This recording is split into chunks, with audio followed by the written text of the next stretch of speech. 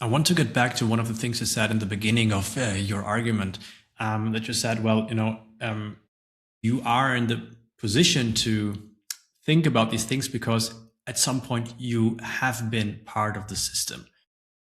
And you were, as you call it, you were in the belly of the machine. Yes, right. Maybe you can share with us a little bit period when you were part of the game, when you were contributing uh, basically to this craze of the system, and what happened that made you reconsider fundamentally Yeah. your choice, your life? Yeah, I mean, thank you for asking that, and I think it is helpful. It's helpful for all of us to like share our personal experiences with others because we can all learn together collectively from each other's paths. Well, for me, I actually, yeah, I grew up in England, and when I was a student in Cambridge, I basically had all the same views that I'm espousing right now. In fact, which is kind of ironic because but then I came to the United States very early in my life, and because of certain circumstances led me to like completely change the direction I moved in. And I found myself actually getting an MBA at the University of Chicago, which is actually now we know is the center of neoliberal thinking. Milton Friedman and all those people who knew nothing about that at the time. But I ended up going into management consulting, and I was trying to like care for my family, exactly like you were just describing people do, and ended up being part of the .com boom right back when the internet first started in the 1990s. And I was, by circumstance or whatever it was, I ended up creating the first internet company that allowed people to apply for credit cards online, get approved in real time. It was so exciting. I got venture capital funding, took the company public, and I was like chairman and CEO of this company. It was super exciting experience. But what's interesting when I look back on that time, the irony is it was doing everything that I now look at and see as exploitive, extractive, and destructive of people's lives. So I hold that and accept that. But what was interesting is at the time, I could justify it to myself by not looking at those deeper layers. Nobody forced me to, and it takes real investigation to even notice that they're there.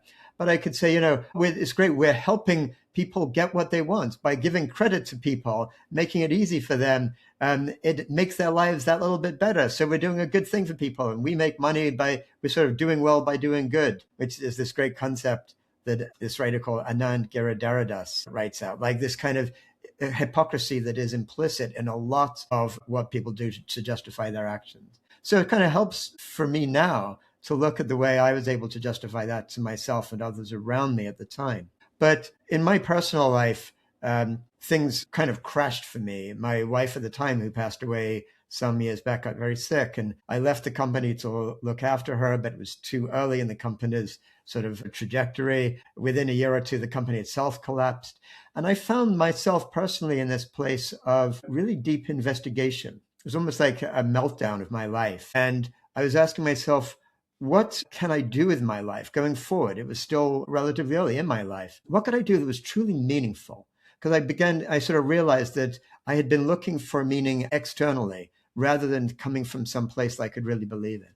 So that led to this really deep investigation. And it was both an intellectual investigation, like where does meaning come from? Tons of reading led to that book, The Patterning Instinct, A Cultural History of Humanity's Search for Meaning, which really looked at the way different cultures have made meaning out of the universe from early hunter-gatherer times to the present. It involves all kinds of studies like cognitive science and history and anthropology and evolutionary biology to try to make sense of all that. And it led me to like an embodied investigation. Whatever I wanted to, whatever I would find that was meaningful, I wanted it to make sure it was meaningful not just to my mind, sort of making sense of it intellectually, but my kind of heart and spirit. In fact, part of my question is, what is that? What is the spirit? And so I discovered practices like meditation and Qigong and different other embodied practices, which have become fundamental to my life ever since. And it was from that kind of exploration I wrote this follow-on book called the web of meaning, integrating science and traditional wisdom to find our place in the universe. But that whole journey of discovery, it was really kind of forced on me by a crash in my life. And I often wonder, would I have even been in this place I'm in right now if that hadn't happened? But as I look back on it now, I feel it was a blessing for me in my life that I was forced to look at these questions.